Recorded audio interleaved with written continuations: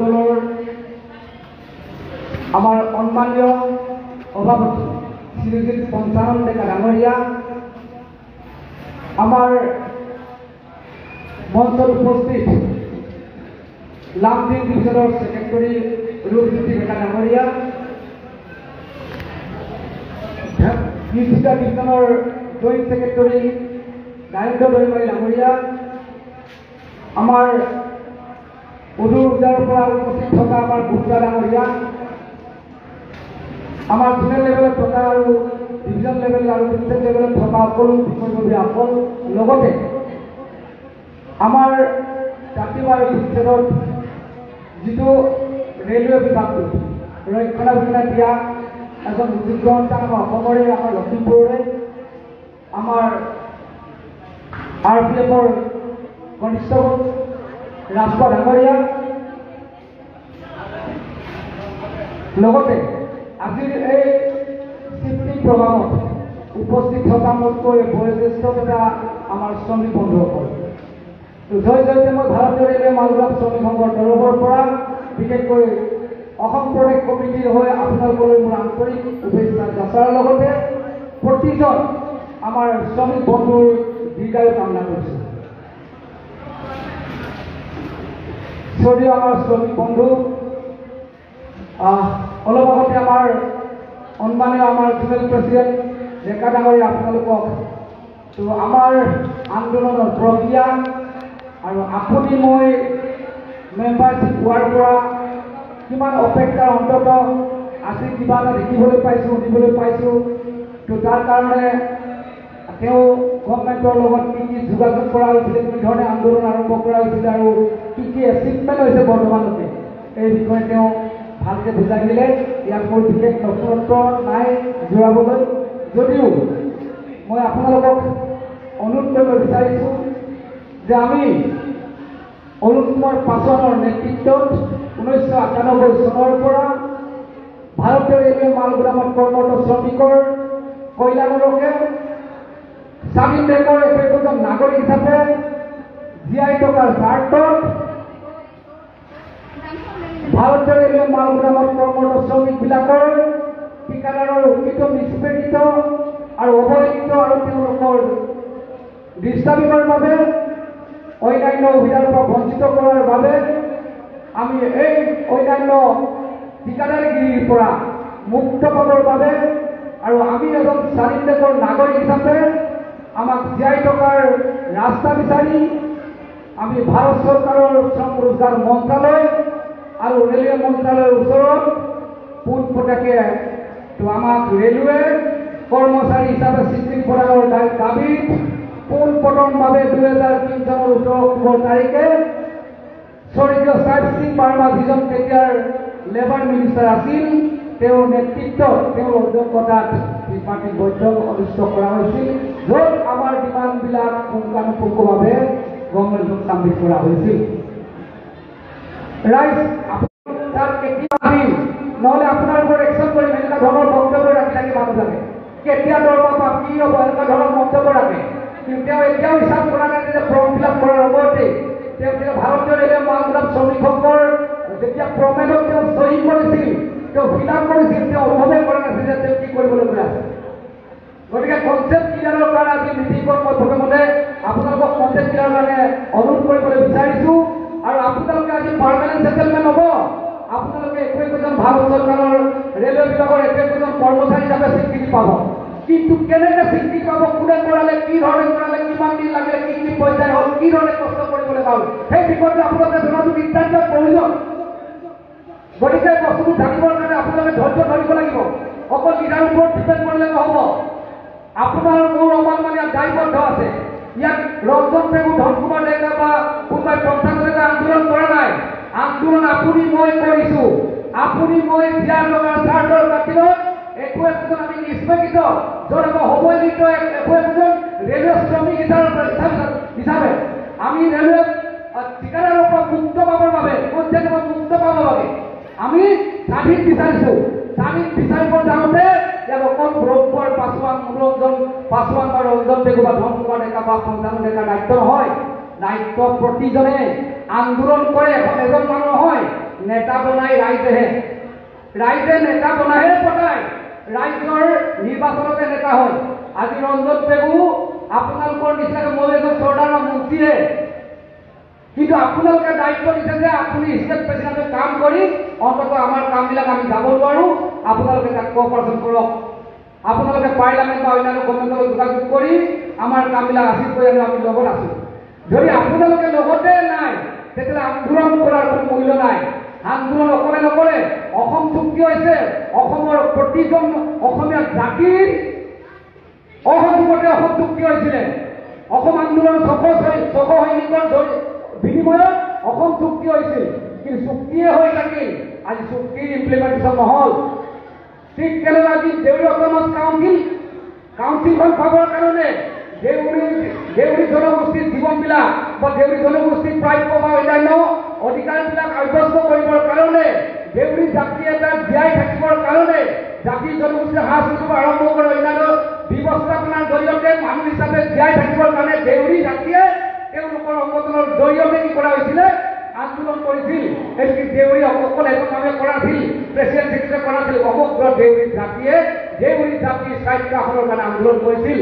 ঠিক তেনেকৈ মিচিং চাৰিটাখনৰ কাৰণে মিচিং জাতিৰ উন্নয়নৰ কাৰণে মিচিং ছাত্ৰতাৰ জৰিয়তে মিচিং জনগোষ্ঠীয়ে আগবাঢ়ি গৈছিল। গতিকে প্ৰতিটো জনগোষ্ঠীয়ে নিজস্বভাৱে জীয়াই থাকিবৰ বাবে একোটা আন্দোলনৰ প্ৰয়োজন হয়, আৰু আন্দোলন নহ'লে আপুনি জীয়াই থাকিব নোৱাৰে, আপোনাৰ প্ৰাপ্য আপুনি নাপায়। গতিকে আপুনি মই আজি ভাৰতীয় ৰেলৱে মাল গুদামত কৰ্মৰত শ্ৰমিক হিচাপে, আপুনি মই আজাদ স্বাধীন দেশৰ নাগৰিক হিচাপে আপোনাক মোক স্বাধীন দিব লাগে। সেই স্বাধীনতাক লৈ 2003 চনৰ উত্তৰ তাৰিখে চাহেব সিং বাৰ্মাৰ নেতৃত্বত য'ত প্ৰথম ত্ৰিপাক্ষিক বৈঠক হৈছিল, য'ত আমাৰ ডিমাণ্ডটো ত্ৰিপাক্ষিক বৈঠকত তেওঁলোকে ন্যায্য প্ৰাপ্ত, আপুনি মই ন্যায্যভাৱে পাব পাৰোঁ, সেইখিনি ন্যায্য বুলি গভৰ্ণমেণ্টে স্বীকৃতি প্ৰদান কৰিছিল। যাৰ ফলত আজি ভাৰত চৰকাৰে আপোনাৰ মোৰ ডিমাণ্ডটো ক্ৰমান্বয়ে কি ধৰণে কি পলিচি এডপ্ট কৰি কেনেকৈ ধৰণৰ মানুহবিলাকক এংগেজমেণ্ট কৰা হ'ব, আৰু এংগেজমেণ্ট কৰিলে ভাৰত চৰকাৰৰ কি লাভালাভ হ'ব বা আপোনাৰ মোৰ কি লাভালাভ হ'ব বা ভৱিষ্যত আপোনাৰ মোৰ প্ৰজন্মৰ কি সুৰক্ষা হ'ব, এভৰিথিং ডিছকাছ কৰি পিনি পলিচি এডপ্ট কৰা হৈছে। তাৰ পাছত গৈ 2006 চনত যেতিয়া লালু প্ৰসাদ যাদৱ ৰেলৱে মিনিষ্টাৰ আছিল, তেতিয়া ভাৰতীয় ৰেলৱে মাল গুদাম শ্ৰমিক সংঘৰ তৰফৰ পৰা তেওঁ ৱেলকাম জনোৱা হৈছিল, আৰু তেওঁ ডিমাণ্ড দিয়া হৈছিল আৰু ৰিকুৱেষ্ট কৰা হৈছিল, as per the decision of the tripartite dog, those which have to be accepted by the tripartite dog of our raised demand for ভাৰতীয় ৰেলৱে মাল গুদাম শ্ৰমিক সংঘ।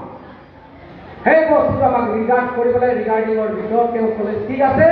এইটো আপোনালোকৰ ন্যায্য প্ৰাপ্তি হয়, তাৰ কাৰণে আমি গভৰ্ণমেণ্টে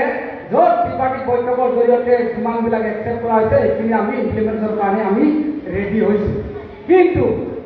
তাৰ আগতে কি কৰিলে, তেওঁলোকে আমাক ৰিকুৱেষ্ট কৰিলে যে ভাৰত স্বাধীনৰ পৰা যেতিয়া ভাৰতবৰ্ষৰ ৰেল চলাচল হৈছিল, ৰেল চলাচল কৰি থকা সময়ছোৱাত তেতিয়া কুলি নামৰ এটা পাৰ্টীয়ে আপোনাৰ মোৰ বেগ অন্যান্য মাল বস্তু উঠোৱা নমোৱা কৰি দিছিল, আৰু সেই কুলি নামৰ সত্তাটোৱে তেওঁলোকেও স্বাধীন দেশৰ নাগৰিক হিচাপে ৰেলৱেৰ এজন কৰ্মচাৰী হিচাপে বা ৰেলৱেৰ কৰ্মী হিচাপে তেওঁলোকক ন্যায্য দিব লাগে বুলি তেওঁলোকে আন্দোলন কৰিছিল, য'ত আন্দোলনৰ প্ৰস্তুতি 2006 চনৰ পৰা 2011 চনলৈ তাত কিছুমান কুলি হয়তো থাকি গ'ল, এটাৰ কাৰণে থাকি গৈছিল, য'ত তেওঁলোকে কুলি সত্তাৰ লগত সহযোগ নাছিল, তেওঁলোকে মেম্বাৰশ্বিপ কৰা নাছিল, য'ত মেম্বাৰশ্বিপ নকৰাৰ ফলত বহুতো কুলি সত্তাৰ মানুহে তেওঁলোকৰ মেম্বাৰশ্বিপ কাৰ্ড নথকাৰ বা তেওঁলোকৰ যি জিলা নম্বৰ আছিলে এই নাম্বাৰটো নথকাৰ কাৰণে তেওঁলোকে সুবিধাৰ পৰা বঞ্চিত হৈ গ'ল। তেতিয়া সেই কথাষাৰ লালু প্ৰসাদ যাদৱে কৈছিল যে 2006 চনৰ পৰা আমি প্ৰথমতে কুলিবিলাকক পাৰ্মানেণ্ট কৰাই লওঁ, তাৰ পাছত আপোনালোকৰ বিষয়টো আমি পৰ্যায়ক্ৰমে যিটো আপোনালোকক ছেটেলমেণ্ট দিব লাগে তাৰ কাৰণে আপুনি মই মিলি জুলি প্ৰতিশ্ৰুতিবদ্ধ হয়। তো 2011 চনলৈকে কুলিবিলাক পাৰ্মানেণ্ট কৰাৰ পাছত 2012 চন পালে। তো 12 চনত পুনৰ আমাৰ লগত আলোচনা হ'ল আৰু এই আলোচনাৰ অন্তত তেতিয়া আমাৰ আকৌ বিভিন্ন পৰ্যায়ৰ আন্দোলনো আৰম্ভ হৈ আছিলে। এই আন্দোলনৰ পোনপটীয়াকৈ আমাৰ চামিল আছিলে ৰাজনাথ সিং, অমিত শ্বাহ, পোনপটীয়াকৈ ভাৰতীয় ৰেলৱে মাল গুদামত কৰ্মৰত শ্ৰমিকক ন্যায্যপ্ৰাপ্তভাৱে তেওঁলোকক ৰেলৱে আপোনাক কি ধৰণে সেটেলমেন্ট দিয়া হ'ব, সেটেলমেন্ট দিবলৈ হ'লে ভাৰত 2012 চনৰ এমেণ্ডমেণ্ট এক্টৰ জৰিয়তে আপোনাক মোক নিযুক্তিৰ ক্ষেত্ৰত যিটো প্ৰযোজ্য এইখিনি প্ৰযোজ্যৰ সন্দৰ্ভত বা এইখিনি আন্ধাৰত আমাক ইনক্লুড কৰা হৈছিল। তো 2013 চন পালে। 2013 চনত যেতিয়া আকৌ ভাৰত চৰকাৰৰ লগত যেতিয়া আমি আলোচনা কৰিছিল তেতিয়া ভাৰত চৰকাৰে ক'লে ঠিক আছে, তো আপোনালোকৰ মানুহবিলাকক আমি ঠিক আছে আপোনালোকৰ কোৱা মতে বা 2003 চনৰ এজ পাৰ দ্য ত্ৰিপাৰ্থিক টক মতে ত্ৰিপাৰ্থিক বৈঠকৰ মতে আপোনালোকক সেটেলমেণ্ট দিয়া হওক, কিন্তু তাৰ কাৰণে চাৰ্জ দিম কেনেকৈ ধৰণে দিয়া হ'ব। গতিকে এটা আমাৰ অনুৰোধ কৰিছে যে আপোনালোকৰ গুদামত যে মানুহবিলাকে কাম কৰি আছে, যাৰ কাৰণে আপোনালোকে আন্দোলন কৰিছে, আপোনালোকে য'ত ভাৰত চৰকাৰৰ লগত ত্ৰিপাৰ্থিক বৈঠকৰ জৰিয়তে পাছ কৰি থোৱা আছে, গতিকে এইবিলাক মানুহটো আমি চিনি নাপাওঁ। গতিকে ঠিকাদাৰে চলাইছে, ঠিকাদাৰে আজি ধুদৰ মাৰিছে, কাইলৈ খেতি আকৌ বেলেগ এজন মাৰিছে, তেনেকুৱা ধৰণৰ চলাই আছে। কিন্তু অৰিজিনেলি আপোনালোক মানুহবিলাকে যে কাম কৰি আছে তাৰ তথ্য আপোনালোকে ডাটাবেছ তৈয়াৰ কৰি আমাৰ ভাৰত চৰকাৰৰ ওচৰত দাখিল কৰক। তো 13 চন গ'ল, 14 চনৰ সময়ত আমি ক'লো যে দেশৰ বিভিন্ন জেগাত আমাৰ দেশৰ ভিতৰতে যিমানখিনি আমাৰ গোষ্ঠীত আছে সেইখিনি মেম্বাৰশ্বিপ আমি অতি সোনকালে কালেকশ্যন কৰি আপোনালোকক ডাটা ছাবমিট কৰিবলৈ আমাৰ অসমৰ্থ হৈছে। আপোনালোকে সামগ্ৰিকভাৱে আমাক একলাগে হওক দুলাই হওক প্ৰথমতে আমাক ইনষ্টলমেণ্ট ছিষ্টেমত বা পৰ্যায়ক্ৰমে আপোনালোকে আমাক সেটেলমেন্ট দিয়াৰ ব্যৱস্থা কৰক। গতিকে আপোনালোকে এনাউন্সমেন্ট দিয়ক যে আপোনালোকে 2 লাখ দিয়ে নে 50 লাখ দিয়ে, প্ৰথমতে আমাক এটা পেকেজ এটা ঘোষণা কৰক, কিমানজন মানুহ আমি প্ৰথমতে পাৰ্মানেণ্ট কৰিম। তেনেকৈ আমি বহুত ভাল পাইছিলোঁ। আমি ভাবিছোঁ 2 লাখ মানুহৰ অন্তত অৰ্ডাৰ পাম, 2 লাখ মানুহক ৰেলৱে মাল গুদামৰ কৰ্মৰত শ্ৰমিকক আমি সেটেলমেণ্ট দিম, এইখিনি অৰ্ডাৰ পাবৰ কাৰণে বহুত আশাৰে বাট চাই আছিলোঁ। কিন্তু যেতিয়া 2014 চন পালে, ইলেকশ্যন আগমুহূৰ্তত লাষ্ট যেতিয়া বাজেট ছেছন হৈছিল, লাষ্ট পাৰ্লিয়ামেণ্ট ছেছন হৈছিল, এই পাৰ্লিয়ামেণ্ট ছেছনত পোনপটীয়াকৈ আমাৰ বিষয়টো গাপ দিলে আৰু আমাৰ বিষয়টো তেওঁলোকে উল্লেখ নকৰিল। এইটো কি কাৰণে নকৰিল আপোনালোকে যদি ভালকৈ ষ্টাডি কৰি চালে মই ভাবোঁ ইয়াত প্ৰতিজন নাগৰিকে, প্ৰতিজন শ্ৰমিকে জ্ঞানৰ ভিতৰত আবদ্ধ। আপোনালোকে জানে হয় একৰ ভিতৰত চবেই নাজানিব, 50% মানুহে ষ্টাডি কৰিলে কি কাৰণে বন্ধ হ'ল এই বিষয়টো আপোনালোকে জানিব পাৰিব। এটা কাৰণে তেওঁলোকে নকৰিলে তেওঁলোকৰ ৰাজনৈতিক লাভালাভ আৰু ঠিকাদাৰৰ মুনাফাৰ কাৰণে, হয়তো তেওঁলোকৰ প্ৰিভেনশ্যনৰ কাৰণে আৰু কৰ্মচাৰীবিলাকৰ যিটো নিগ্লিজেঞ্চ তেওঁ পাৰ্চনেলি বেনিফিটৰ কাৰণে আমাৰ বিষয়টোত ওপৰত তেওঁলোকৰ পাৱাৰ আছে, তেওঁলোকে আমাক প্ৰিভেনশ্যন দিছিলে। য'ত প্ৰিভেনশ্যন দিয়াৰ কাৰণে আপোনাৰ মোৰ বিষয়টো 2014 চনৰ আৰু ইয়াৰ এটা কথা ক'বলৈ যাওঁতে আমাৰ লেবাৰ কাম কৰা যিবিলাক ফিজিকেল ৱৰ্ক কৰে তেওঁলোকে কাম কৰিবলৈ যাওঁতে কোনো প্ৰব্লেম নাই। চৰকাৰ মন্ত্ৰী এমপিবিলাকৰ অৱস্থা কি হ'ব? তেওঁলোকে চাই থাকিব লাগিব, তেওঁলোকে নাখাই মৰিব লাগিব। সেইকাৰণে কি কৰা হৈছে, আমাৰ প্ৰেচিডেণ্ট ডাঙৰ নাম কৈছে ডিপাৰ্টমেণ্টেল লেবাৰ ছিষ্টেমৰ জৰিয়তে আমাৰ দৰমহা নিৰীখ হ'ব। তাতে physical and skill and semi skill, physical and non physical যিধৰণে কাম কৰা হ'ব, কোনোবাই বস্তা লাগিছে কচু কি ধৰণে দৰমহা নিৰীখ কৰা হ'ব, সেই নিৰীখটো আজি দেশত প্ৰথম হৈছে ডিপাৰ্টমেণ্টেল লেবাৰ ছিষ্টেম। সেই ডিপাৰ্টমেণ্টেল লেবাৰ ছিষ্টেমটো বহুত অপেক্ষা বহুত কষ্টৰ বিনিময়ত এখনকৈ আমাৰে চিফ এডভাইজাৰ যিজন মানুহ উত্তৰ প্ৰদেশৰ দুবাৰকে CM আছিল, সেইজন মানুহ CM তো CM হৈ থাকিলে উত্তৰ প্ৰদেশৰ জনসাধাৰণৰ কাৰণে চিন্তা কৰিব। তেওঁ ভাৰতবৰ্ষৰ গোটেই ৰেলৱে ৱৰ্কাৰ্ছবিলাকক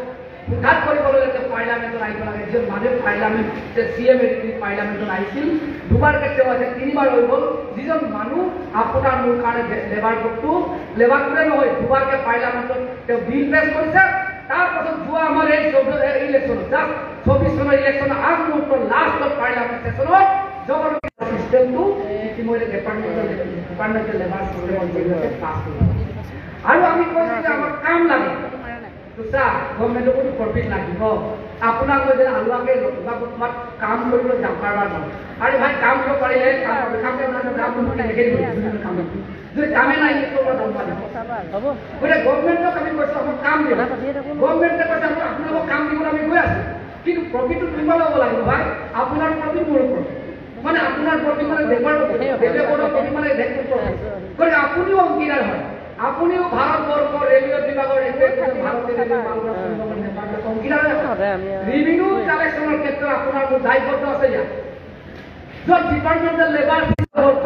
ৰেল লাইন ডাবলিং কৰা হৈছে ডাবল লাইন কৰা হৈছে যিটো পেচেঞ্জাৰ চেক্টৰ আমাৰ এখনে ৰেল লাইন হয় এই ৰেল লাইনটো ৰাতিপুৱাৰ গুডছেড হয় ৰাতিপুৱাৰ গুডছেডত ৰাতিপুৱাৰ মেছেজ আহিলে আলিপুৰ দুৱাৰৰ পৰা যে ইমান ডাঙৰ মালবাহী ট্ৰেইনখন হৈ আছে গতিকে ৰাতিপুৱাৰ বস্তুবিলাক কণ্টেইনাৰ বস্তুবিলাক নমাই দিব লাগে কিমান বজাত 9টা বজাত আমি ৰাতিপুৱা 9টা বজাৰ পৰা আজুৱাইছোঁ নাই ট্ৰেইন নাপায় ৰাতিপুৱা বা ৰাতি হ'ল কিয় কাৰণে হৈ গ'ল ৰেলখন সময়মতে পালেহেঁতেন কিয় কাৰণে পাব নোৱাৰিলে আই গ'ল ব্ৰহ্মপুত্ৰ এক্সপ্ৰেছ ক্ৰছিঙত লাগিব আকৌ আহিলে অৰুণাচল এক্সপ্ৰেছ দৌৰিপুৰ এক্সপ্ৰেছ আহি গ'ল ব্ৰহ্মপুত্ৰ মেলখন আহি গ'ল আকৌ মালবাহী দুখনমান আহি গ'ল আকৌ লোকেল ট্ৰেইন কেইটামান আহি গ'ল এনেকুৱা ধৰণৰ ক্ৰছিংটো কৰোঁতে আকৌ ৰাস্তাত হাতী ওলালে গৰু ওলালে মহ ওলালে এনেকুৱা ধৰণৰ ছিষ্টেমত আহোঁতে আপুনি মই 9 বজাত হৈ থকা মানুহে 12টা বজাত নাপায় কেতিয়াবা পায় যেতিয়া আপুনি মই ভোকে লগতে কৰিব লাগিব ৰাতি হ'ল তেতিয়া কিবা আপুনি কাম কৰিব লাগিব ঘৰলৈ যাব লাগিব খাই তাৰপাছত আকৌ ৰাতি যেতিয়া ট্ৰেইন পালে বস্তু নোপোৱা মানুহ নাই ঠিকাদাৰৰ ড্ৰেনেজ বস্তু তেতিয়া ঠিকাদাৰৰ লোকচান কি কৰিব গতিকে এইকাৰণে কি কৰা হৈছে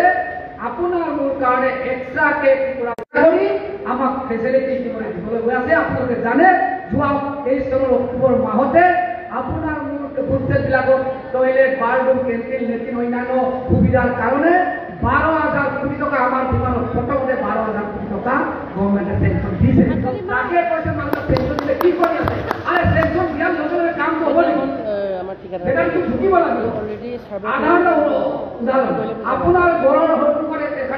আপোনাৰ ঘৰৰ সন্মুখত এখন ৰাস্তাত বহুত মানে বোকা বা ৰাস্তা বেয়া য'ত বহুত ৰাইজ অহা যোৱা কৰে ৰাইজৰ কাৰণে বহুত কষ্ট কৰিছে আৰু ৰাস্তাটো বিৰাট প্ৰয়োজন তেতিয়া বহুত দিন আগেৰে নিবেদন কৰাৰ পাছত মন্ত্ৰী বিধায়কবিলাক কি কৰিলে ৰাস্তাটো চেংচন দিলে একদম আহিলে একদম চেংচন দিলে একদম পুৰা ইনাগ্ৰেশ্যন কৰিলে আধা স্থাপন কৰিলে ক'লে যে আপোনালোকৰ ৰাস্তাটো আমি কি বনাই দিম তাৰ কাৰণে ঘৰত কি হ'ল এনেকুৱা ধৰণৰ বিষয় লৈ ৰাস্তা বনোৱাৰ ক্ষেত্ৰত কেতিয়াবা এবছৰ 5 বছৰ হৈ যায় তাৰপাছত আহিলে আপোনাৰ মাটিৰ কাম কৰিব চাইড কাম কৰিব চেণ্ট্ৰেলত পেলাব ৰুলিং কৰিব WPM কৰিব আকৌ মেটেলিং পেলাব আকৌ ডাবল মেটেল কৰিব আকৌ ৰুলিং কৰিব তাৰপিছত আকৌ WPM কৰিব তাৰপিছত কাৰ্পেটিং কৰিব ৰুলিং কৰিব তাৰপিছত অভিযোগ দলংটো তেতিয়াৰ বিৰোধে কেতিয়া কৰা কৰিলে এছ কে দেৱেগৌডাই যেতিয়া উদ্বোধন কৰিছিল তেতিয়াৰ পৰা কিমান 18-19 বছৰৰ পাছলৈ দলং হৈছে কিয় কাৰণে এইটো এডমিনিষ্ট্ৰেশ্যন এমাইৰ কাৰণে পলিটিকেল প্ৰিভেনশ্যনৰ কাৰণে আৰু লোকেল মানুহৰ ডিষ্টাৰ্বিঙৰ কাৰণে দলংটো সোনকালে হোৱা নাছিল